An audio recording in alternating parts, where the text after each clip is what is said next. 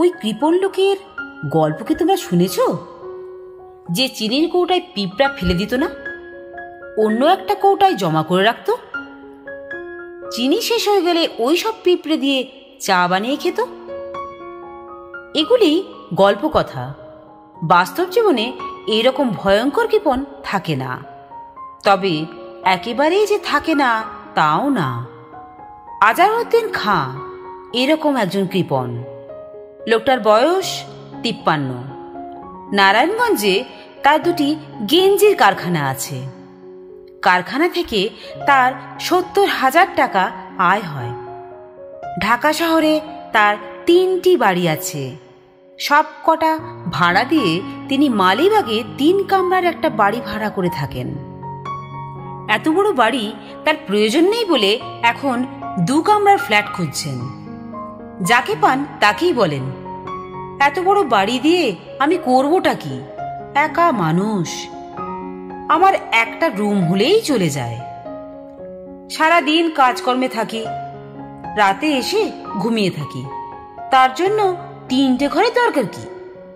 ঘর বেশি হলেই তো ঘুম ভালো হবে না। কেউ যদি বলে আপনি একা মানুষ, এত টাকা দিয়েই বা আপনি করবেন কি? তখন তিনি এমন দৃষ্টিতে তাকান যে মনে হয় এরকম অদ্ভুত কথা তিনি আর জীবনে শুনেননি, প্রথম শুনলেন। এক বর্ষাকালের কথা। রাত 9টার মতো বাজে। নারায়ণগঞ্জ থেকে তিনি সবে ফিরেছেন। ফেরার পথে একটা ডিম এবং 2টো কলা নিয়ে এসেছেন, তার রাতের খাবার। ডিম সিদ্ধ আর কলা।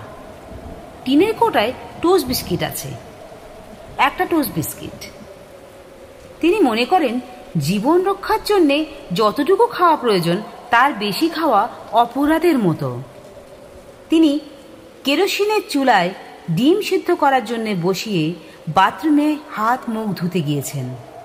তখন কলিং বেলের শব্দ হলো। হাত মুখ ধোয়া বন্ধ রেখে তিনি দরজা খোলার জন্য গেলেন। দেরি করলে ওই লোক কলিং বেল টিপতেই থাকবেন, বেহুদা খরচা হবে। কি দরকার? দরজা খুলতেই দেখেন চাদর গায়ে 22-23 বছরের একজন যুবক ছেলে দাঁড়িয়ে আছে। আজহার খাঁ কড়া গলায় বললেন, কাকে চান? আপনাকে চাচ্ছি। আপনার নাম তো আজহারউদ্দিন খাঁ, কিন্তু কি দরকার আমার সঙ্গে? যুবকটি হাসি মুখে বলল, আমি আপনার কাছে একটা জিনিস বিক্রি করতে এসেছি। আজহারউদ্দিন খাঁ বিরক্ত গলায় বললেন, আমার কোনো জিনিসের দরকার নেই। আমি যে জিনিস বিক্রি করতে এসেছি তার সত্যিই আপনার কোনো দরকার নাই। তবে আপনি ব্যবসায়ী মানুষ। ব্যবসায়ী মানুষ লাভ লোকসান ভালো বুঝে। আমার জিনিসটা যদি আপনি কিনে রাখেন তাহলে 1,50,000 টাকা লাভ করতে পারবেন। আজহারউদ্দিন খাঁর ভুরু কুঁচকে গেল। বোঝাই যাচ্ছে লোকটা ঠকবাজ। তিনি ঠকবাজের সাহস দেখে চমৎকৃত হলেন। তার মতো ঘাঘু লোককে ঠক খাওয়াতে এসেছে। সে জানে না তিনি তাকে 7 ঘাটের পানি খাইয়ে ছেড়ে দিতে পারেন। কি বিক্রি করতে চান? আমার কাছে একটা হীরা আছে, পায়রার ডিমের চেয়ে খানিকটা বড়। এটা বিক্রি করব। আজহার সাহেব মনে মনে হাসলেন। ঠকবাজদের ঘোল খাইয়ে দেওয়াতেও আনন্দ আছে। তিনি এই আনন্দের লোভ সামলাতে পারলেন না। গম্ভীর গলায় বললেন, আমার কাছে পায়রার ডিমের মতো সাইজের হীরা বিক্রি করতে এসেছেন? জি স্যার। শুনে খুশি হলাম। এটা কি কোহিনূর হীরা নাকি? জি না স্যার, কোহিনূর না। কোহিনূর আছে ব্রিটিশ মিউজিয়ামে। কোহিনূরের পরের হীরার নাম দি হোপ। এটা আছে নিউ ইয়র্কে। আজহার সাহেব আবার মনে মনে হাসলেন। ঠকবাজের লক্ষণ হচ্ছে ভারী ভারী কথা বলে খদ্দেরকে হকচকিয়ে দেয়। বেটা ঘুঘু দেখেছে, ফাঁদ দেখেনি। লোকটি বলল, আপনি বোধহয় আমার হীরার ব্যাপারটি ঠিক বিশ্বাস করছেন না। কেন করব না, অবশ্যই করছি। আমার হীরার ওজন 127 ক্যারেট, পারিবারিক সূত্রে আমি পেয়েছি। বিক্রি করতে চাচ্ছেন কেন? বিক্রি করে দিতে চাচ্ছি কারণ হীরা কোনো কাজে আসে না, চোরের ভয়ে সারাক্ষণ লুকিয়ে রাখতে হয়। এর চেয়ে বিক্রি করলে টাকাটা কাজে লাগে। আজহার সাহেব বললেন, টাকা আবার কি কাজে লাগবে? টাকাও তো সেই ব্যাংকেই রেখে দিতে হয়। আমি অবশ্যই টাকা ব্যাংকে রাখার জন্য হীরা বিক্রি করছি না। আমি ওই টাকায় কিছু সৎ কাজ করতে চাই। সৎ কাজ করতে চান মানে? আমি একটি অনাথ আশ্রম করতে চাই, বড় ধরনের অনাথ আশ্রম, যে আশ্রমে ছেলেমেয়েরা নিজের বাড়ির মতো থাকবে, লেখাপড়া শিখবে। তাতে আপনার লাভ কি? আমার লাভ কিছুই না, বাচ্চাগুলির লাভ। আমি একটা হাসপাতালও করতে চাই। কি বলছেন? এ তো বহু টাকার ব্যাপার। হীরেটার দামও তো স্যার অনেক, 1 কোটি টাকা। ফাজলামি করছেন নাকি? 1 কোটি টাকা দামের হীরা আপনি পকেটে নিয়ে ঘুরে বেড়াচ্ছেন? আমার সঙ্গে মামদোবাজি করতে চাইছেন? আমি আপনার মতো 10টা মামদোকে 1 ঢোক পানি দিয়ে গিলে ফেলতে পারি, তা জানেন? লোকটা হাসতে হাসতে বলল, আমি স্যার হীরাটা রেখে যাচ্ছি, আপনি যাকে ইচ্ছা তাকে দিয়ে যাচাই করুন। আমি 7 দিন পরে আসব। কোনো দরকার নেই, আসল হীরা হলেও আমি কিনবো না, এত টাকা আমার নেই। না কিনলেও জিনিসটা 1 সপ্তাহ আপনার কাছেই থাকুক, আপনার সন্দেহ দূর। 1 কোটি টাকা দামের জিনিস আপনি আমার কাছে রেখে যাবেন? জি, কারণ কৃপণ হলেও আপনি মানুষ হিসেবে সৎ। আমি খোঁজখবর নিয়েই এসেছি স্যার। লোকটা পকেটে হাত দিয়ে কাঠের একটি ছোট্ট কালো বাক্স বের করে আজহার সাহেবের হাতের দিকে বাড়িয়ে দিল। আজহার সাহেব হাতে নিলেন। বাক্স খুলে জিনিসটা একবার দেখতে তো ক্ষতি নেই, দেখা যাক। স্যার, আমি তাহলে যাই। যাবেন মানে? আপনার হীরা নিয়ে যান। আমি আসবো 1 সপ্তাহ পরে। লোকটি আজহার সাহেবকে আর কিছু বলার সুযোগ দিল না, লম্বা লম্বা পা ফেলে অতি দ্রুত রাস্তায় নেমে পড়ল। আরে আরে এই এই বলে আজহার সাহেব পিছু পিছু গিয়েও লোকটির লাগান পেলেন না। তিনি বক্স খুললেন। পায়রা ডিমের মতোই ঝকঝকে একটা কি যেন দেখাচ্ছে, খাঁজ কাটা কাঁচের টুকরা, বলাই বাহুল্য। জার্মান ক্রিস্টাল হবে, তবে জিনিসটা বানিয়েছে সুন্দর। তিনি টুকরোটা হাতে নিলেন। যদি হীরা হয় তাহলে এটা দিয়ে কাঁচ কাটা যাবে। ঘরের আয়নায় একটা আঁচড় দিয়ে দেখবেন নাকি? কোনো মানে হয় না যদিও। তিনি আয়নায় একটা আঁচড় দিলেন, আয়না নিমেষে 2 টুকরা হয়ে গেল। এ কি কাণ্ড! সত্যি কি হীরা? তা কি করে হয়? এত বড় একটা হীরা অচেনা অজানা একজন মানুষ তার হাতে দিয়ে উধাও হয়ে যাবেন? মানুষ এমন বোকা এখনো হয়নি। নিশ্চয়ই কোথাও কোনো চালাকি আছে। চালাকিটা কি? জিনিসটা বেশ ভারী, আলো পড়লে জ্বলন্ত অঙ্গারের মতো ঝিকমিকিয়ে ওঠে। আসল হীরা কেমন হয় তিনি জানেন না। তিনি হীরা আগে কখনো দেখেননি। হীরা কি অন্ধকারেও জ্বলে? জ্বলার তো কথা, এত দামি একটা জিনিস।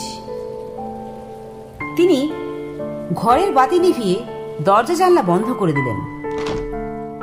না তো, হীরা থেকে আলো বেরোচ্ছে না। একটা বাতি জ্বালাতেই হাতের জিনিসটা ঝকমক করে উঠল। সারা রাত তার ঘুম হলো না, বিছানায় এপাশ ওপাশ করলেন। আজহার সাহেবের একজন ম্যানেজার হচ্ছেন মহিউদ্দিন, লেখাপড়া জানা ছেলে, ফিজিক্সে MSc। কোথাও চাকরি না পেয়ে আজহার সাহেবের গেঞ্জির কারখানায় ঢুকেছে। ভালো ছেলে, সৎ এবং কর্মঠ। আজহার সাহেব পরদিন তাকে ডেকে পাঠালেন। কেমন আছো মহিউদ্দিন? জি স্যার, ভালো। আচ্ছা, তুমি হীরা দেখেছো কোনোদিন? জি না স্যার। হীরা চেনার উপায় কি বলো তো? হীরা দিয়ে কাচের উপর দাগ কাটা যায় স্যার, খুব শক্ত তো এই জন্যে। আরে এটা তো সবাই জানে, তুমি এছাড়া আর কি জানো? হীরের একটা বিশেষ স্পেসিফিক ক্যাভিটি আছে, ঠিক কত মনে পড়ছে না। বই দেখে বলতে পারি। বই দেখে বলার দরকার নেই, আর কিছু জানো কিনা বলো। আচ্ছা শোনো, হীরা কি অন্ধকারে জ্বলে? জি না স্যার, কোনো মণিমুক্তাই অন্ধকারে জ্বলে না, আলো পড়লেই ঝলমল করে ওঠে। এত সব জিজ্ঞেস করছেন কেন স্যার? ইচ্ছে হচ্ছে তাই জিজ্ঞেস করছি। এতে কি তোমার কোনো অসুবিধা হচ্ছে? জি না স্যার। আজহার সাহেব খুবই বিমর্ষ হয়ে গেলেন। জিনিসটা কি কিছুই বোঝা যাচ্ছে না, কারো কাছে নিয়ে যেতে ভরসা হচ্ছে না। বাংলাদেশ হচ্ছে ঠকবাজের জায়গা, কাউকে বিশ্বাস করা যায় না। এক সপ্তাহ হতে চলল। আজহার সাহেব ক্রমে ক্রমেই বেশি পরিমাণে বিমর্ষ হতে শুরু করলেন। জিনিসটার উপর তার মায়া পড়ে গেছে, হাতছাড়া করতে খুব কষ্ট হবে। তিনি এখন রোজ রাতে জিনিসটা হাতে নিয়ে খেলা করেন, বালিশের নিচে রেখে ঘুমুতে যান। এটা হাতছাড়া করলে মনে হচ্ছে তিনি বাঁচবেন না, কিন্তু উপায় কি? ওই লোক আসবে, তাকে দিয়ে দিতে হবে। লোক আসলো না। 2 সপ্তাহ পার হলো, 3 সপ্তাহ গেল, 1 মাস গেল, কারো কোনো খোঁজ নেই। 2 মাস পার হওয়ার পর আজহার সাহেবের মতো কৃপণ মানুষও পত্রিকায় টাকা খরচ করে বিজ্ঞাপন দিলেন। সন্ধান প্রার্থী জনৈক যুবক আমার নিকট একটি বস্তু বিক্রয় করিবার জন্য দিয়াছিলেন। 1 সপ্তাহের ভিতর তাহার আসিবার কথা, তিনি আসেন নাই। অতি সত্বর তাহাকে যোগাযোগ করিতে বলা হইতেছে। বিজ্ঞাপন বের হওয়ার পরেও 2 মাস কেটে গেল, কারো কোনো পাত্তা নেই। আজহার সাহেব ঠিক করলেন, জিনিসটা হীরা হোক বা কাঁচই হোক তিনি রেখে দেবেন, দাম যা চাচ্ছে তাই দেবেন। উপায় কি? 1 বছর কেটে গেল। আজহার সাহেবের মনে হলো লোকটা বোধহয় শেষ পর্যন্ত আসবে না। তিনি অন্যের একটা জিনিস রেখে দিতে পারেন না, কাজেই ঠিক করলেন হীরা বিক্রির টাকায় ওই লোক যা করতে চাচ্ছিল তাই করবেন। অনাথ আশ্রম, হাসপাতাল, যদিও এসব করার কোনো মানে হয় না। তিনি তার ম্যানেজারকে ডেকে পাঠালেন। কেমন আছো মহিউদ্দিন? জি স্যার, ভালো। একটা বিশেষ কাজে তোমাকে ডাকলাম। স্যার বলুন। একটা অনাথ আশ্রম করতে চাই। কি বললেন স্যার? অনাথ আশ্রম বেশ বড়, অনেক ছেলেপুলে সেখানে থাকবে, পড়াশুনো করবে। মহিউদ্দিন এসে আজহার সাহেবের পা ছুঁয়ে সেলাম করে ফেলল। আজহার সাহেব বিরক্ত হয়ে বললেন, এসব কি? আপনাকে খুব খারাপ মানুষ ভাবতাম স্যার। আপনার ভিতরে যে এই জিনিস আছে তা স্বপ্নেও ভাবিনি। আমি আপনার কাছে ক্ষমা ভিক্ষা করছি স্যার। আপনি একজন মহাপুরুষ। আজে বাজে কথা বন্ধ করো তো। জি আচ্ছা স্যার। কাজ শুরু করো। আজ থেকেই কাজ শুরু করব স্যার। কি যে ভালো লাগছে আপনাকে বুঝিয়ে বলতে পারবো না। মহিউদ্দিন চোখ মুছতে লাগলো। আজহার সাহেব মহা বিরক্ত হয়ে বললেন, কাঁদছো কেন? এখানে কান্নার কি হলো? আনন্দে কাঁদছি স্যার। আমি আমার এই জীবনে এত আনন্দ পাইনি।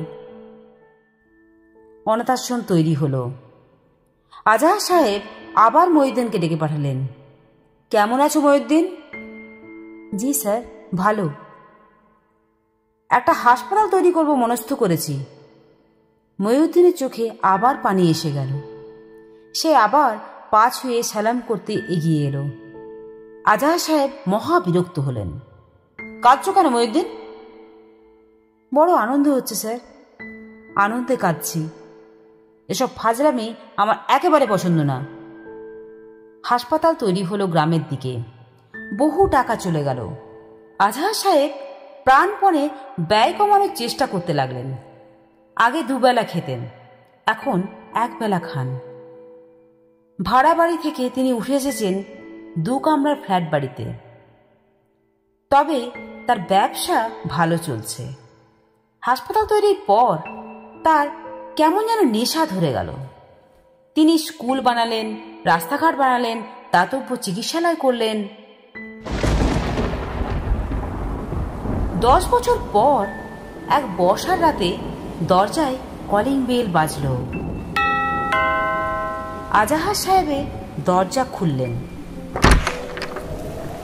চাদর গায়ে দাঁড়িয়ে থাকা যুবকটি বলল, স্যার, আমাকে চিনতে পারছেন? হ্যাঁ, পারছি। আমি স্যার আমার জিনিসটা নিতে এসেছি। বুঝতে পারছি। আপনার যদি পছন্দ হয় রেখে দিতে পারেন। জিনিসটার পুরো দাম আপনি দিয়েছেন। তবে আমাকে ফেরত দিলে আমি এটা আবার ব্যবহার করতে পারি। আপনার মতো মানুষ তো আরও আছে। তা আছে, আপনি নিয়ে যান। আজহার সাহেব কালো বাক্সটা ফেরত দিয়ে বললেন, আপনাকে ধন্যবাদ। এই জিনিসটার কারণে এখন মানুষ হিসেবে জন্মগ্রহণ করার একটা অর্থ খুঁজে পাচ্ছি। আপনি আনন্দে আছেন তো স্যার? হ্যাঁ, আনন্দে আছি, খুব আনন্দে আছি। তবে আমার আরও টাকা দরকার, প্রচুর টাকা। ওই নিয়েই দুশ্চিন্তা। মাথার মধ্যে বিরাট একটা প্রজেক্ট আছে, মেয়েদের জন্য কিছু করা। এই সমাজে মেয়েরা যায় স্যার। ভালো থাকুন। তবে আপনার এই প্রজেক্টও হবে। লোকটি অন্ধকারে মিশে গেল। আজহার সাহেব তার প্রজেক্ট নিয়ে চিন্তা করতে বসলেন।